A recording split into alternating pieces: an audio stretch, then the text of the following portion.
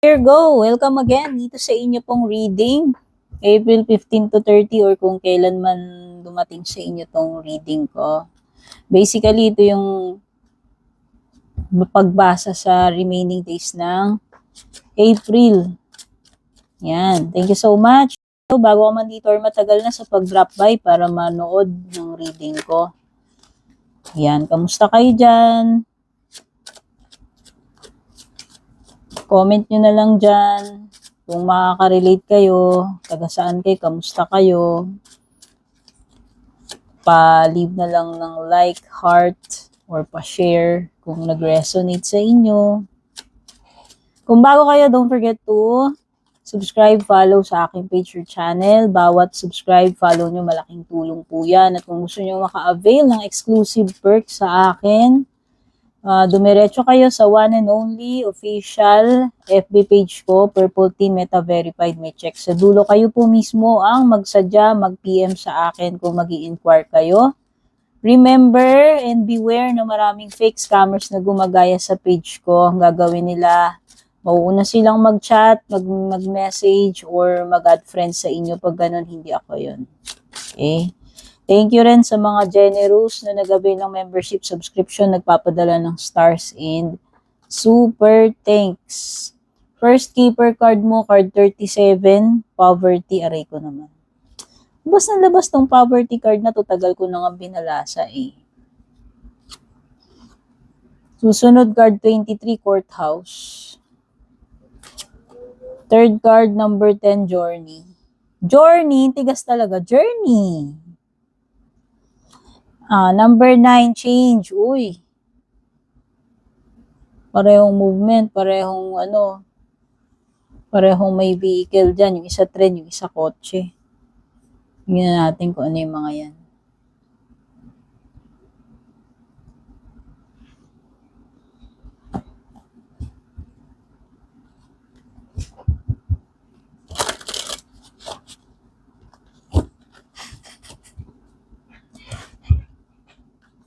Thank you so much ha sa mga walang sawang support po ninyo. Patuloy na pagsubaybay. Hindi pag-i-skip ng ads. Iyan. Malaking tulong po yan.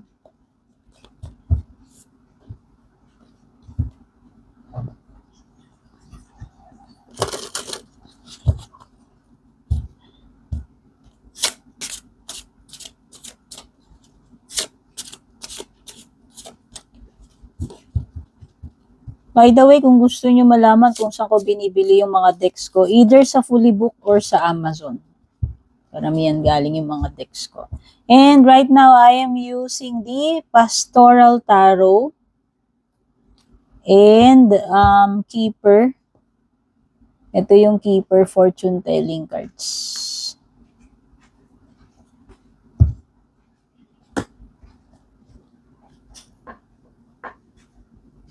Bahala na kayo sa mga numbers kung anong lilitaw sa cards, kung may ligay sa numbers.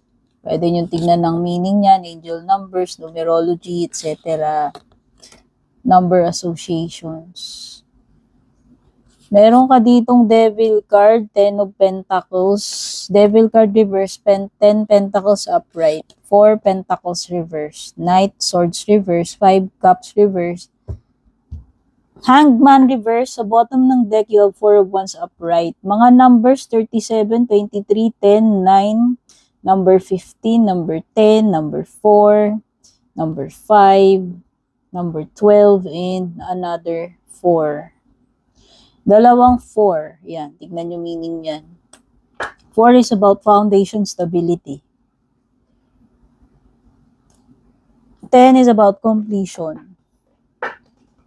Hindi ko lang alam yung 5. Hindi ako marunong sa numerology. The Devil card is Capricorn energy. Hangman is Pisces. Pero kahit naman anong sign ninyo, ma-earth sign dito, daming Taurus, Virgo, Capricorn energy, or Aries, Leo, Sagittarius. Kunin nyo lang anong tumutugma sa inyo, applicable sa situation nyo. Positive, negative energies yung makukuha ko rito. Hindi ako nagbabasa para i-please kayo. Kaya pangit man, maganda yung lumabas dyan, sasabihin ko pa rin kung ano yung mga lumalabas dito. Okay? I am here to relate to you yung mga messages na napipick up ko sa cards, hindi yung kung ano lang yung gusto ninyong marinig. Kung makitid ang pananaw ninyo, ayaw nyong manood ng style ko, pagbabasa ko, wag po kayong manood. Okay? Kayo ang may full control sa buhay ninyo, decisions, actions ninyo. Gaano man kapangit, gaano man kaganding lumalabas sa cards, kayo pa rin ang mag-shape ng outcomes ninyo. Okay? Walang kapangyarihan yung cards na yan. Card reading lang yan. Pwede yung mangyari, pwedeng hindi. Pwedeng totoo, pwedeng hindi. Okay? So, meron ka rito mahihirap na situation with poverty. May mga legal matters with courthouse. Merong journeying, literal na journeying like pagta-travel. Meron kang change card, may movement, may transfer, transition period. Pwede rin may mga journeying like symbolic na pagdadaanan. No? So, makakakita tayo sa umpisa ng poverty card which is maaaring kakapusan sa pera, maaaring difficult situations, maaaring mahihirapan ka sa process, to be specific, legal process or kung anumang process na pagdadaanan mo na yan, journeying na pagdadaanan mo na yan. Pwede rin may kinalaman sa pagta-travel mo, mahirapan ka sa paglipat man yan ng tirahan, paglipat man yan ng trabaho, partnership, pagpapalit ng situations, kasi andun yung transitioning, maliwanag yung transitioning pagbabago, transferring from one place to another, hindi komportable. Maaring kapusin, maaring mahirapan, pero ang maganda, may dala kasing pagbabago yung change card mo. So, from difficult, from kapos, into something better, kung akong tatanungin. Okay? So, may mga documents dito. It could be permits, licenses, anything na maaaring dadaan sa mga government offices, legal procedures. Okay?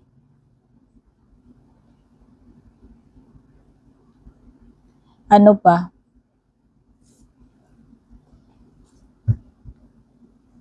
Oo, this is a change for the better. Devil card reversed. Kung ano man itong mga nag-tie down sa'yo in the recent past, ano man itong mga toxic situations na nararanasan mo, whether overall sa pera yan, sa career mo, sa relationship, nakikita ko na may paghupa, may pagle-let go, bibitiw na sa mga hindi na dapat, bibitiw na sa masamang gawain, bibitiw na sa bisyo, bibitiw na sa toxic person, connection.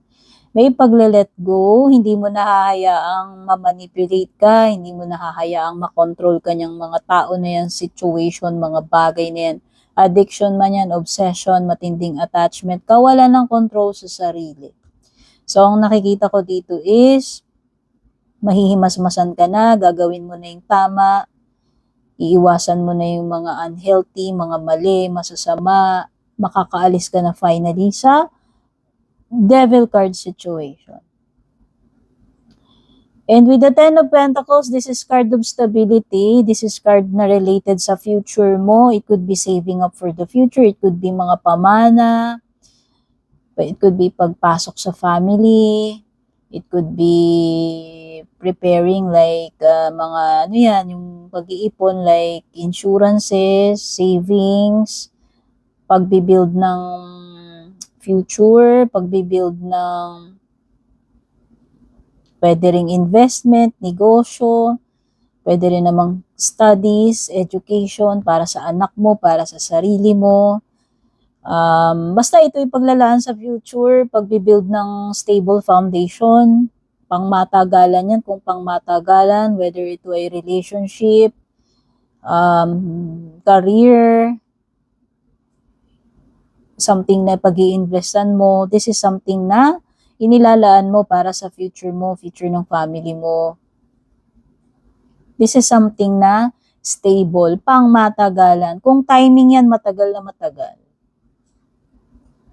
Okay? Pwede rin yung retirement, alam mo yun.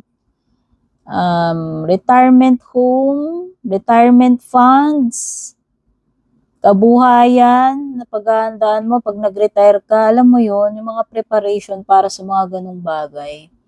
Pagse-settle down, no? May mga bagay ka na pakakawalan, nire-release, maliwanag yan, Devil card reverse, Four of Pentacles reverse. In general, pera man yan, ibig sabihin, pwede may gastusin, paglabas ng pera, kung ano man yung mga bagay na i-dispose mo na, mga situations na i-let go mo na, or connections.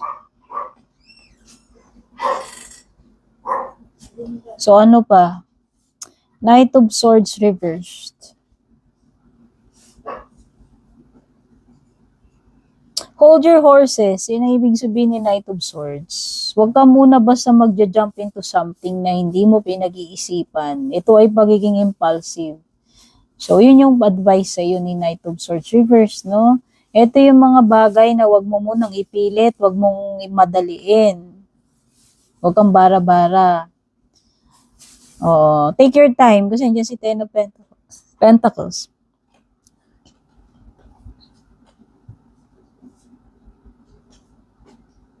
Ang ganda. Ang dami mong stability card. Ang ganda, oh. Sa tingin ko, pwedeng i-marriage talaga pag settle down, pagpapamilya, pagpaplano. No? Ang ganda nito, pwedeng may celebration around the corner. It could be victory party, it could be despedida, homecoming, reunions, gatherings wherein merong maraming tao, pwedeng outdoor, pwedeng garden, something related sa farm, sa family, sa home. Ang ganda nito. Kung career to, relationship, business, stable to. Kung financial kabuhayan, lahat ay stable. Lahat ay pang matagalan. Pang long term to, kung investment to, kung relationship, ganun din. Okay? Ito ay something na maglalast. Ito ay something na kayang suportahan. Suportahan ka, yung pamilya mo. No? So, it could be a source of income, negosyo, property, mga investments. Ganda nito.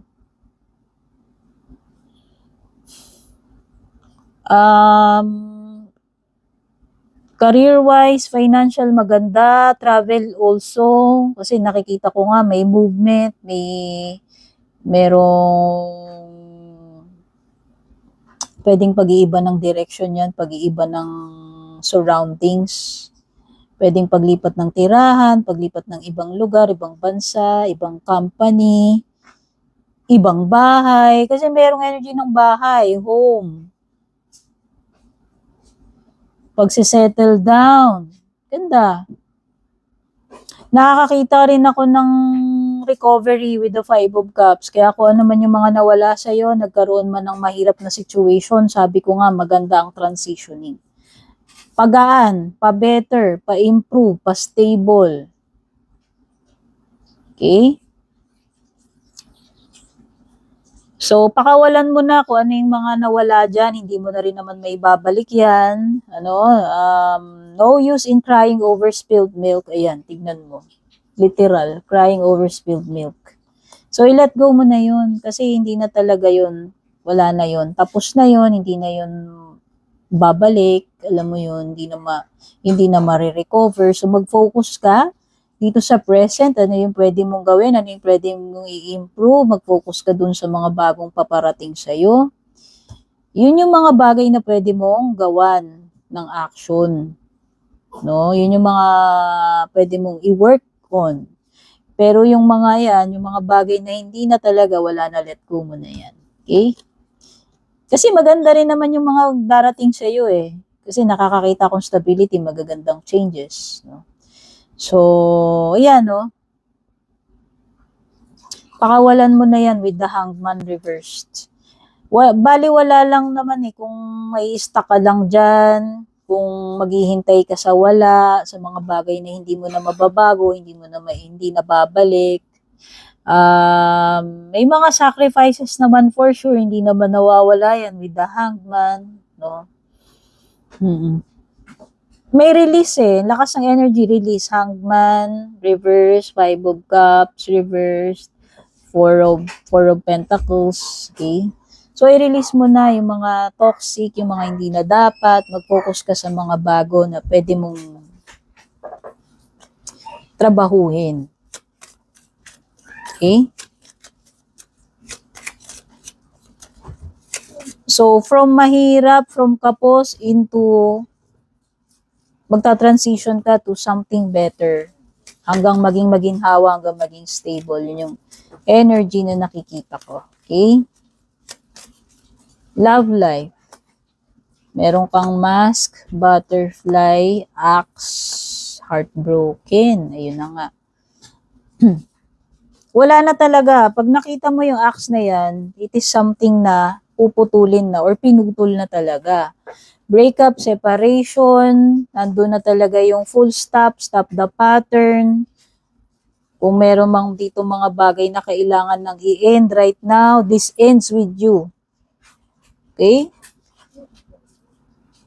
Tanggapin mo na yung evolution. Ayan ang butterfly. Ibig sabihin, mag-e-evolve ang love life mo into something beautiful. Sabi ko nga, may transitioning, may changes. So, to the next phase ka na, to the next level. Andyan na rin yung growth, healing, transformation. Nasaktan ka man, na-heartbroken ka man, may mga nag-end man dito, may breakup, separation, or feeling lost. Andun yung grieving, mourning. Pero andun din yung Five of Cups upright na makaka-recover ka, makakapag-start ka ng panibago, makakapag-let go ka, i-let go mo na yung mga dapat mong i-let go para makapagsimula ka na ng magandang transformation. In general, sa career mo, sa buhay mo, sa love life mo yan. Okay? Meron kang mask dito. Para sa akin, stop pretending. Stop pretending. Or, kung yung person na ka-deal mo, pwedeng hindi talaga siya truthful sa'yo. May mga bagay siyang itinago, itinatago, nagpe-pretend, no? Nandyan yung deluding, the gaslighting, not showing true feelings. So, ibig sabihin, hindi naging honest. Okay? Tingnan pa natin kung ano pa ibang paparating. Valley, deep personal strength and peace that assure success. So, ayan. From poverty, from kahirapan, mahirap na sitwasyon, transitioning to better, improving stability and success. Okay? Oh, great passion. Pwedeng romantic yan, pero pwede rin namang hindi. Pwedeng passion yan. Ibig sabihin, mahahanap mo na uli inspirasyon, mahanap mo na yung passion, yung gana, pagdating sa mga bagay na ginagawa mo. Kung nawalan ka man ng motivation, nawalan ka man ng pag-asa in the past, no? So, manunumbalik na yung passion, yung energy. News is on the way. Kung ano man yan. Positive, negative, neutral news, hindi ko masasabi. No, ibig sabihin may pakpakang balita at kung ano man yung balita na yan, confirmation, information, paparating na yan sa'yo, Virgo. At meron ding happiness na paparating. Okay? Tingnan na natin yung closing messages for you.